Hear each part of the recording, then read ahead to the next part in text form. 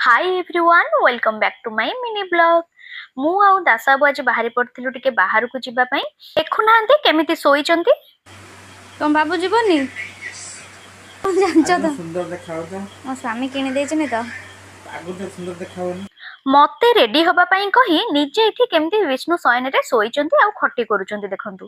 तो आमे जिबो बोली मा आसे के गेट खोली देथिले तो एक्चुअली बाहर को जिबार दुईटी काम हेइ जिवो काहे के ना मोर चालिबा सहित टिके बाहर बुलाबुली भी हेइ जिवो। डॉक्टर कहिथिले टिके चला बुला करिया पई तो सेति पई गला बेलको टपी हमर पानी पिउथिला आउ दासाबु मते बाटरे छाडी चाली जाइथिले कारण मु चाली की जाइथिले तांको पाखु को मोर चला भी हेइ जाइथिला। तो शेष रे मोर टिके इच्छा हेतिला मटर घुगुनी खाइबा पई तो दासाबु को आनिके ठेला पाखरे ठिया करै देथिले।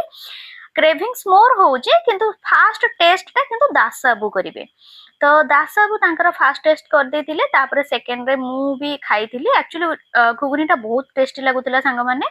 तो खाई सारिबा परे दासाबु जाइथिले। दासाबुंकर टिके आइंस पानी पाटरे बाजी गले तांकर आउ किछि भी दरकार नै। जेमति देखिनो बिलेई जेमति सुकुआ को जगे के रहि ताए खाइबो बोली तो सेमिति हम दासाबुंकर टिके आइंस पानी दरकार। तो सिए जे एठी मटन सूप खाइबारे व्यस्त मु तांको मुह को एमती अनेबारे व्यस्त खाली सेतिकी नुहे सांग माने। तापरे से घिअन्न मटन नै आस्तिले तापरे हमें घर को फेरी आसीथिलु।